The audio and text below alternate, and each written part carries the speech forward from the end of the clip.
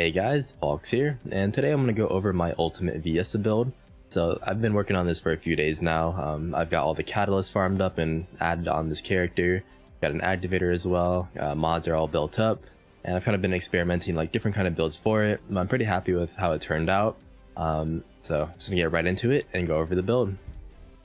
So my first build here on Viessa is going to be my bossing build. So for this one I use Cold-Bloodedness. I like this one a lot because it increases skill power, decreases cost, and the cooldown. So when you kind of combine this with Nimble Fingers and MP conversion for even more cooldown, you can pretty much have constant uptime on the Blizzard right here, and you can also spam the Frost Shards.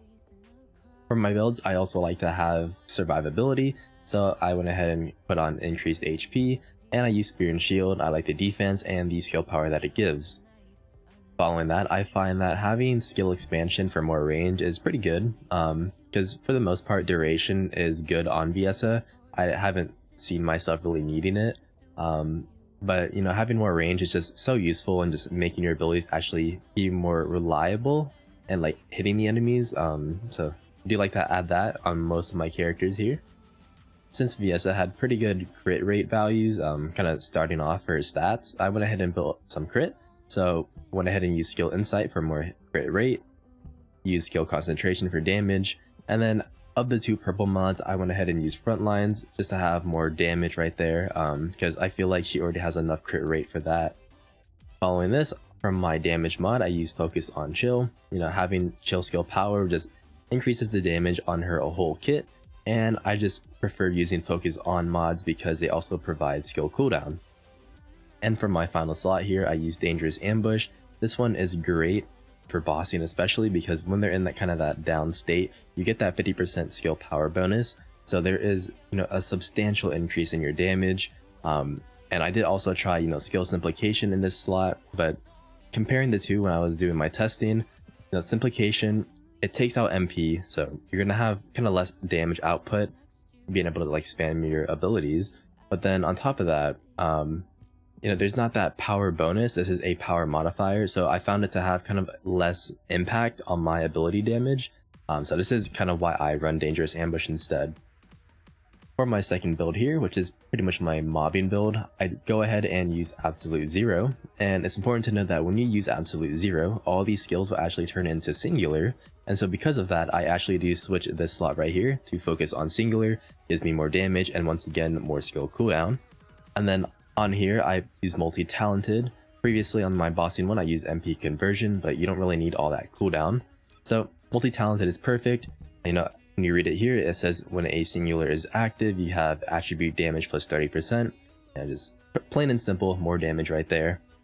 And finally, I switch out Dangerous Ambush for MP Collector. Just helps with MP sustain right there. So this is pretty much what I run for my mobbing build.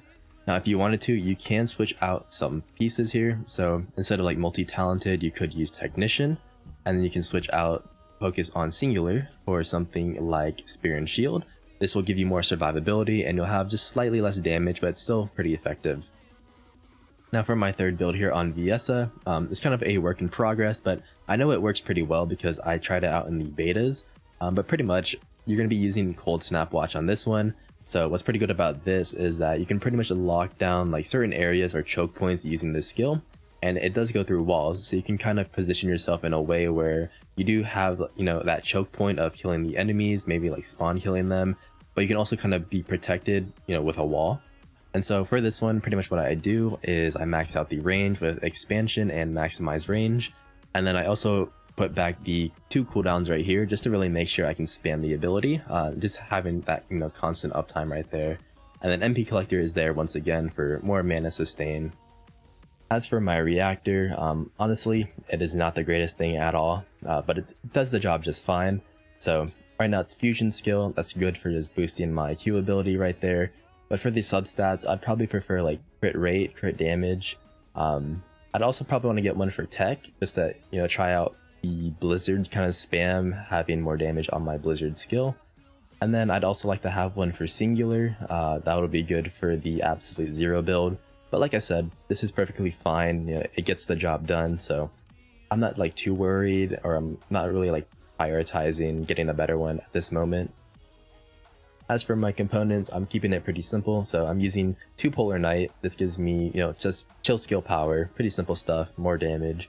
And then following that, I use 2 Annihilation, just more duration, more uptime on my abilities.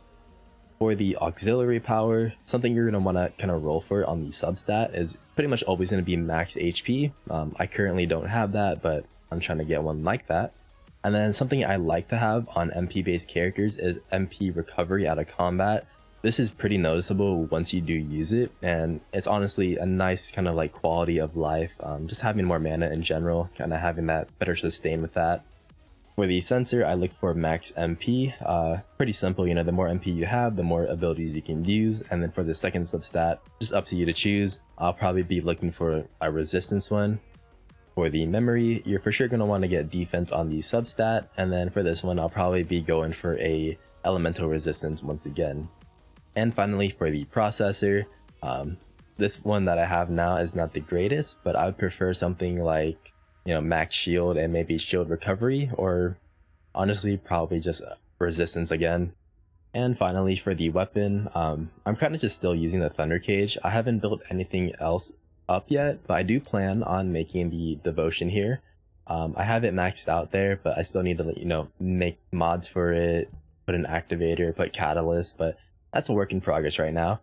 But right now, the main weapon is the Thunder Cage right now, and I'll kind of just go through my updated version real quick on that. For my quick, Thunder Cage update right here, so what I did instead of Fire and Fiesta is I use Real Life Fighter. This one is amazing if you can actually hit your shots. So, if you're on, mouse and keyboard and you can hit those weak points, you're going to be getting up to, 100% increased damage. And, following that with, increased crit rate from edging shot, you're just going to be hitting way harder than normal. And, honestly, like you lose some firearm attack from edging shot, but, hitting the crits kind of make up for that because you'll be doing more damage in general. For the most part, that is what I have here on my Thunder Cage. Just for like maybe quality of life later down the road, I might change chill enhancement to an X and put that for electric. But then what that would also allow me to do is kind of, reapply Fire and Fiesta if I wanted to, and maybe just replace Real Life Fighter for something else, but haven't looked too much into it. That is just a thought I've had. So yeah, this is my updated Thunder Cage. So that just about does it here for my ultimate Viessa build and kind of my Thunder Cage update. The little thought I had there at the end for my Thunder Cage probably wouldn't happen in a long time because I'm pretty happy with this build now. I think it does consistent damage, and if you can hit your shots, it'll do even more damage.